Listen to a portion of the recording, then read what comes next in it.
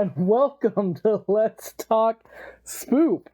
I'm your host, Don, and today we're going to continue the Halloween series with Halloween 5, Revenge of Michael Myers. Again, as just like with number 4 and subsequently number 6, I watched this on demand off of AMC because I'm on vacation. I don't have access to all of my stuff. However, I'm fairly certain it's available on some streaming network or another. I want to say Shudder, but I'm not positive on that. Do some research, or maybe Jeremiah will put it in the comments. I don't know. Depends upon how much work he feels like doing, I guess. Anyway, so as per usual on Let's Talk Spoop, there are 6 categories. Those categories are story, acting, music, atmosphere, look, and creep. So, without much further ado, let's jump right into it. So, story. It opens with the ending of number 4. That's how it opens. Which is normal. But the way they change the ending is when Michael gets shot by everybody at the end of the last movie. Instead of him just falling down and them assuming he's dead, he manages to find his way into a drainage ditch and subsequently into a river, and then washes up and is helped or nursed back to health by some weird old man. We get a cut to Jamie, who's in a child clinic. We then have her flashback to the very end of the previous movie, and then we find out that she has a psychic link to Michael Myers and watches him murder the dude that saved his life. And she is now mute, so she can't tell anybody what she's seeing. But of course, Dr. Loomis has an idea. Her mother is retconned to being okay. Her stepsister, or adopted sister, Rachel, is back. She's being cute. She listens to Dr. Loomis and the police, which you would think would be a good thing, but the cops tell her that her house is clear, and it is not, and she subsequently gets murdered. And I drew a sad face because it sucked, because I liked Rachel. Anyway, one of the things that is really annoying about the beginning of this movie is Rachel has a big black Doberman that barks when there's trouble. And he barks and barks and barks. And everybody just ignores him, and then subsequently people die. And it's just like, what is the point of getting what is obviously a guard dog if you are not going to listen to it? But that's fine. It's whatever, you know. Dr. Loomis is going nuts as per usual. There is a character who's introduced who's the quintessential cool guy who is subsequently murdered, which made me happy because that guy sucked and I hated him, so that's good. They introduce a mysterious character in black that has pointed shoes, who also has a tattoo that we see on Michael's wrist early on in the movie. This comes into play in the next movie, but when I saw the tattoo, I was just like, how did Michael Myers, who's been in prison since he was 6 for the most part, get a friggin' tattoo? Prison tattoo? But that's not the case. It's a different thing. It's not actually a tattoo. It's a quote-unquote mark. But we'll talk about that in the next recording. Jamie, like I said, had gone mute.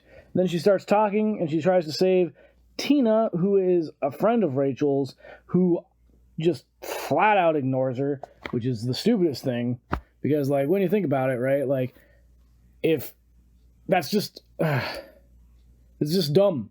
Like, this person can't speak, and they finally speak for the first time in a year, and they speak your name and tell you that they don't want you to run away, so you're going to go to a party. Like, anyway, and that's it without giving any spoilers. Stay tuned after I continue talking for some spoilers.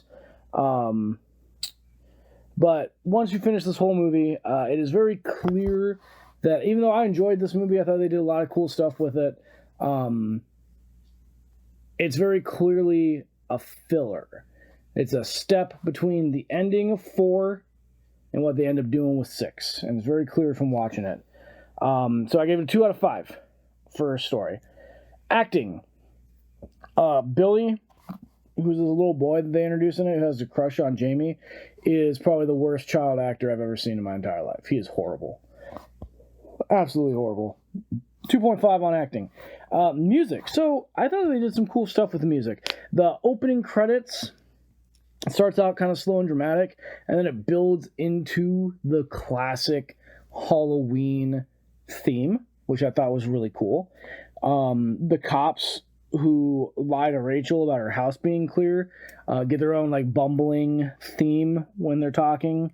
So I thought it was really cool, interesting stuff to do with the music, but again, it is also recycling the theme song. So 3.5 out of 5 for music. Atmosphere. It's classic Halloween atmosphere. Feels good stalking by Michael. 3 out of 5 for atmosphere. I was paying attention the whole time. My wife was paying attention the whole time, so that was good. The look, honestly, not much to talk about. They didn't really show a lot of blood and gore or really much special effects at all. And the mask was like, just like with 4, felt like the mask was too white, too clean. So 2 out of 5 for the look. And then the creep. So one of the things I really appreciate about this movie is, unlike the previous 3 Michael Myers films, this movie gets straight to the point.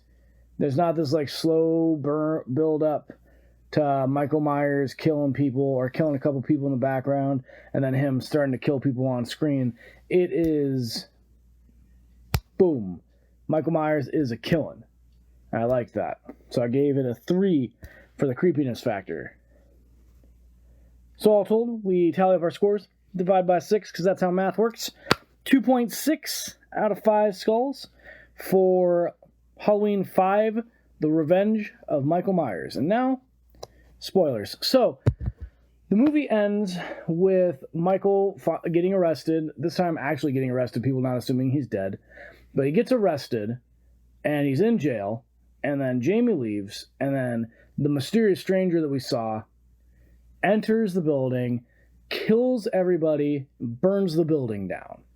Jamie goes back, Michael Myers' cell is empty, she starts screaming, and that's the end of the movie. And that's because this movie, as I said previously, is really just a build into the next movie, which is going to give you the backstory of Michael Myers, and kind of his personality, or not his personality, but kind of where he comes from.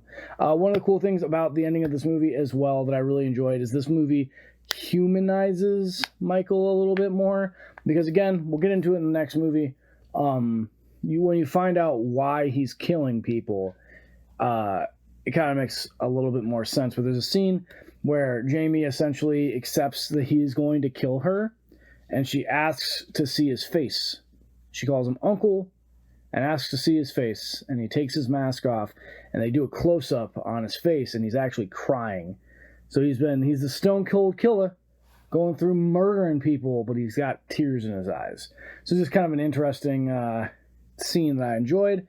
And like I said, we'll talk more about kind of what this movie was building into when we talk about the next movie soon.